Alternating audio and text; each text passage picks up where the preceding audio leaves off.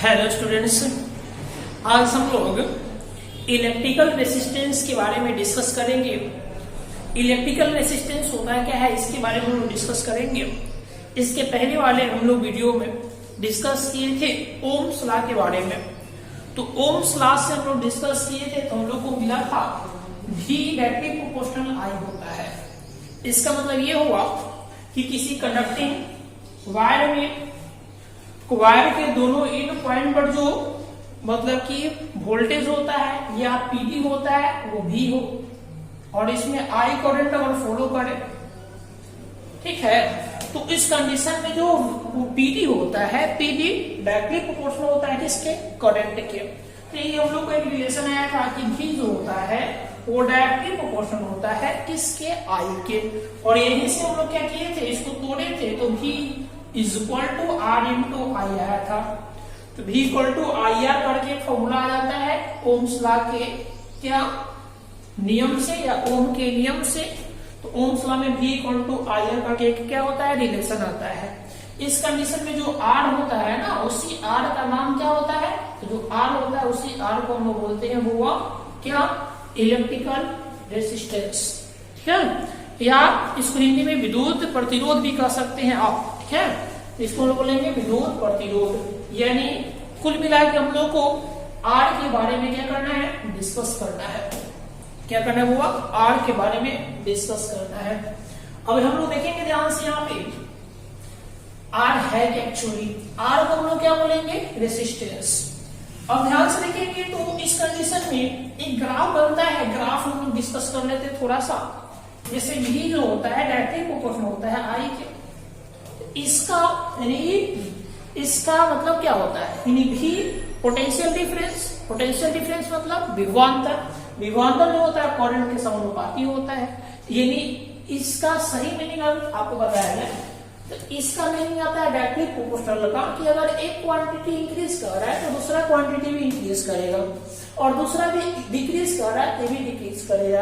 यानी ये बढ़ेगा तो ये बढ़ेगा, घटेगा तो घटेगा, वो हुआ डायरेक्टली प्रोपोर्शनल। समझ में आ गया। और इसका जब ग्राफ बनाया जाता है ना V और I का, तो ऐसे ग्राफ बनाया जाता है, ऐसे ग्राफ को हम ड्रॉ कर सकते हैं। ओके, ये वाला जो होता है वो V को रिप्रेजेंट करता है, ठीक है, और ये जो वाला होता है वो I को रिप्रेजेंट करता है।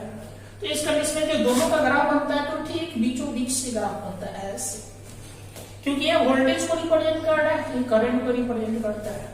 वोल्टेज जैसे जैसे हम लोग इंक्रीज करेंगे ऐसे ऐसे इंक्रीज करेंगे, तो वोल्टेज बढ़ता है तो ऑब्वियसली करंट भी क्या होता है, इंक्रीज करेगा। यानी करंट भी आपका क्या होगा, बढ़ जाएगा। समझ में आ गया। इसीलिए हमारे यहाँ पे अगर कोई ग्राफ में ये पॉइंट सेलेक्ट करेंगे तो इसके नीचे हम लोग लाइन ड्रॉ करेंगे तो यहाँ बन जाएगा वोल्टेज, और ऐसे हम लोग ड्रॉ करेंगे तो ये बताएगा करंट। इसी तरह हम लोग यहाँ का कोई पॉइंट सेलेक्ट कर लेते हैं ग्राफ का, तो नीचे बताएगा वोल्टेज को, और फिर ऐसे y एक्सिस की ओर हम लोग करेंगे तो करंट को बताएगा। तो इससे मालूम चला है कि हम लोग जैसे जैसे वोल्टेज को इंक्रीज कर रहे हैं वैसे वैसे क्या हो रहा है, करंट का वैल्यू भी इंक्रीज कर रहा है, क्योंकि ये जीरो से इधर बढ़ना पॉजिटिव होता है यानी इंक्रीज होता है, और जीरो से ऊपर में जाना में क्या होता है, इंक्रीज होता है। इस कंडीशन में ग्राफ ध्यान से रखेंगे, वोल्टेज इंक्रीज करने पर करंट भी इंक्रीज कर जाता है। यानी वोल्टेज बढ़ता है तो करंट भी बढ़ जाता है, वोल्टेज घटता है तो करंट घट जाता है। यही जो है दोनों के बीच में जो प्रोपोर्शनल है उसी को बोलते हैं हम लोग क्या, डायरेक्टली प्रोपोर्शनल, ठीक है। यही आपका क्या होता है, ग्राफ बनता है। अब हम लोग को एक्चुअली डिस्कस करना क्या है, तो डिस्कस करना हम लोग को प्रतिरोध के बारे में। प्रतिरोध होता है क्या है, यानी इलेक्ट्रिकल रेसिस्टेंस के बारे में डिस्कस करना है।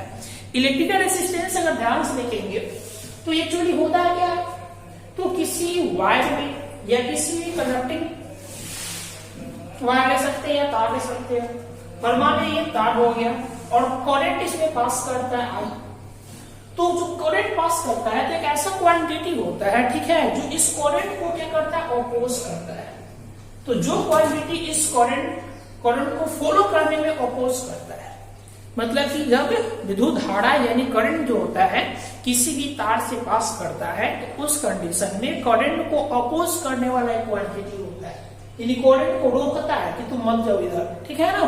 तो रोकने वाला जो क्वांटिटी होता है उसी क्वांटिटी का नाम है R। समझ में आ गया।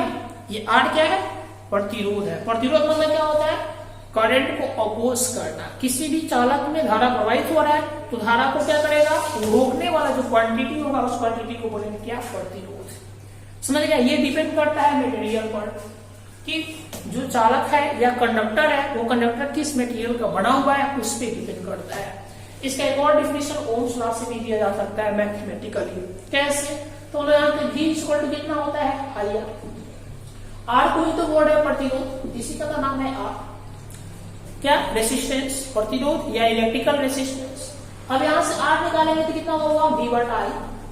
तो आप ऐसे लिख सकते हैं क्या, कि रेशियो होता है, आर जो होता है यानी प्रतिरोध जो होता है वो रेशियो होता है। कौन सी का रेशियो होता है, V और आई का, यानी पोटेंशियल डिफरेंस और करंट का रेशियो क्या कहलाता है, रेसिस्टेंस। तो आप ऐसे लिख सकते हैं, it is defined as ratio of क्या, PD एंड फिर क्या, करंट इज कॉल्ड क्या, रेसिस्टेंस या इलेक्ट्रिकल रेसिस्टेंस। यानी विभवांतर और धारा के अनुपात को हम लोग क्या बोलते हैं, वो प्रतिरोध कहते हैं। समझ में आ गया। हम लोग क्या जाने, विभवांतर यानी PD मतलब क्या होता है, विभवांतर, और I मतलब क्या होता है, करंट। दोनों को रेशियो करेंगे, जो वैल्यू आएगा वही क्या कहलाएगा, प्रतिरोध। समझ में आ गया। हम लोग कैसे जाने, तो जाने V is equal to IR हुआ। ओके, कहां से आया, ओम्स लॉ से। यहां से हम क्या निकालेंगे, हुआ R निकालेंगे कितना होगा, V बटा I। ये रहेगा, R निकालेंगे कितना होगा, V बटा I। परिभाषा क्या पढ़ रहा है, V का नाम क्या है, PD मतलब क्या, पोटेंशियल डिफरेंस, हिंदी में क्या, विभवांतर। I मतलब क्या, करंट मतलब विद्युत धारा। तो कैसे परिभाषा हो जाएगा, विभवांतर और विद्युत धारा के अनुपात को क्या बोलेंगे, प्रतिरोध। इसके हुआ प्रतिरोध, रेसिस्टेंस ये वाला है। ओके, अब इस कंडीशन में हमको आर का, अब आर का एक और डिफिनेशन था पहले बोले, जब किसी कंडक्टिंग वायर में करंट फ्लो करता है, करंट को अपोज करने वाला कुछ क्वांटिटी होता है, तो अपोज करने वाला ही क्वांटिटी क्या कहलाता है, प्रतिरोध कहलाता है। ओके, अब इसका मात्रा क्या होता है, इसको और थोड़ा डिटेल जान लेते हैं। अब हम लोग इसका क्या चाहिए, मात्रा कह सकते हैं एस आई यूनिट ऑफ क्या, आर। भी क्या है, PD potential difference. Potential difference यानी विभवांतर, विभवांतर का ऐसी मात्रा क्या होता है, वोल्ट। हम यहाँ क्या लिखेंगे, वोल्ट, ठीक है। और नीचे क्या है, करंट। करंट का ऐसी मात्रा क्या होता है, वो एम्पियर। वोल्ट का सिंबल कैपिटल भी लिया जाता है। आया कितना होगा, वोल्ट एम्पियर माइनस 1, ठीक है। क्या होगा, वोल्ट एम्पियर माइनस 1। इसको याद रखेंगे, वोल्ट एम्पियर माइनस 1 को हम लोग बोलते हैं ओम।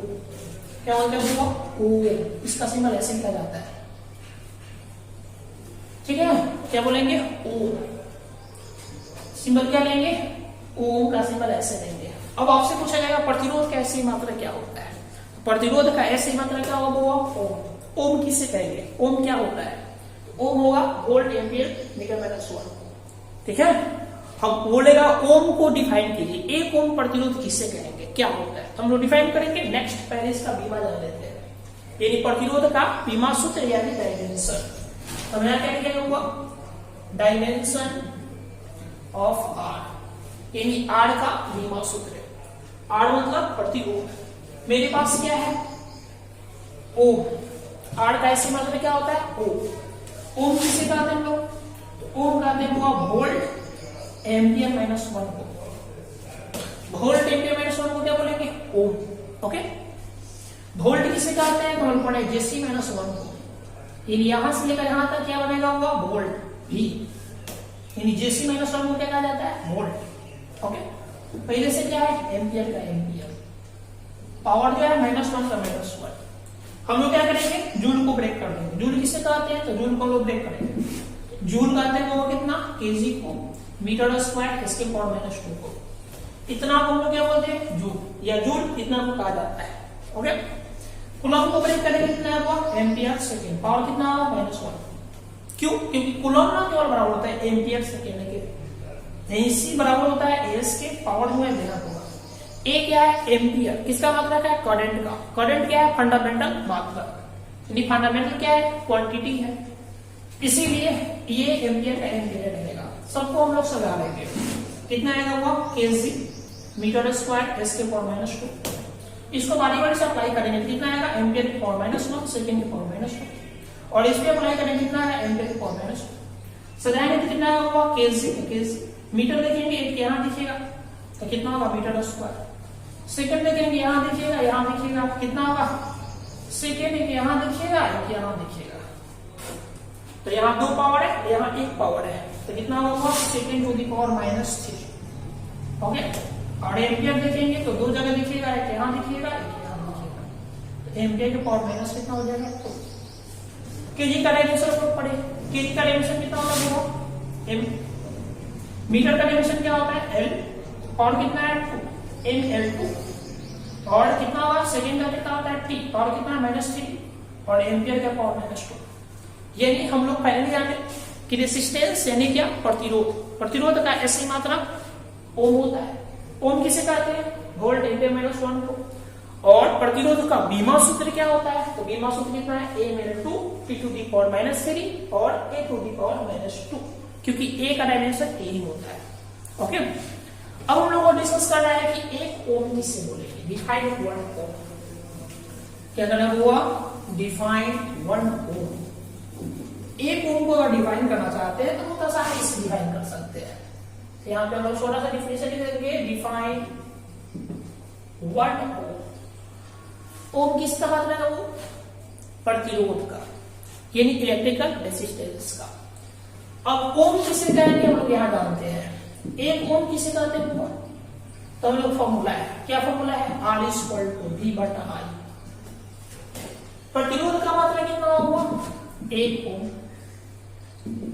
वोल्टेज का मतलब या पीडी का मतलब कितना हुआ 1 वोल्ट। ओके और करंट का मतलब कितना होगा 1 एम्पियर कर सकते हैं क्योंकि वोल्ट एम्पियर या वोल्ट पर एम्पियर को ही तो ओम कहते हैं या इसी को वोल्ट इसको ऊपर ले जाएंगे तो वोल्ट एम्पियर -1 को ही तो ओम कहते हैं। आप कर सकते हैं। अब इसका डिफिनेशन कैसे होगा 1 ओम को तो किसी कंडक्टर में क्या बोले हुआ किसी कंडक्टर में दोनों एंड पॉइंट यानी दोनों छोर तो यहां से लेकर यहां तक ये कंडक्टर है ए और बी नाम का। ओके और ए और बी दोनों छोर में दोनों एंड पॉइंट में अगर 1 वोल्ट विभवांतर हो या विभवांतर सप्लाई किया जाए और इस कंडक्टर में समझ गए जो करंट जो पास करेगा वो 1 एम्पियर पास करे। यदि किसी कंडक्टर में 1 एम्पियर करंट पास करे और उस कंडक्टर के दोनों एंड पॉइंट के बीच 1 वोल्ट विभवांतर हो तो उस कंडक्टर का यानी उस चालक का जो प्रतिरोध होगा वो कितना होगा 1 ओम। फिर से समझ लीजिए किसी चालक में 1 एम्पियर धारा प्रवाहित हो और उस चालक के दोनों छोरों के बीच 1 वोल्ट विभवांतर हो तो उस चालक का प्रतिरोध 1 ओम ही होगा या उस चालक का जो प्रतिरोध होगा वो प्रतिरोध 1 ओम कहलाता है। समझ में आ गया 1 ओम प्रतिरोध कहलाएगा।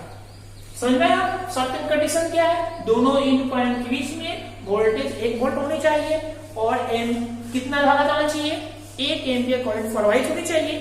तो इस चालक का इस कंडक्टर का जो प्रतिरोध हो जो रेसिस्टेंस हो वो 1 ओम रेसिस्टेंस कहलाएगा। ओके अब सवाल उठता है कि रेसिस्टेंस का क्या कारण है कंडक्टर में रेसिस्टेंस क्यों होता है कॉज क्या जानना है cause of resistance in conductor. Conductor में जो होता है ठीक है चालक में समझ गया चालक में प्रतिरोध क्यों होता है कैसे उत्पन्न होता है। हर एक चीज का होने का कुछ ना कुछ कारण होता है।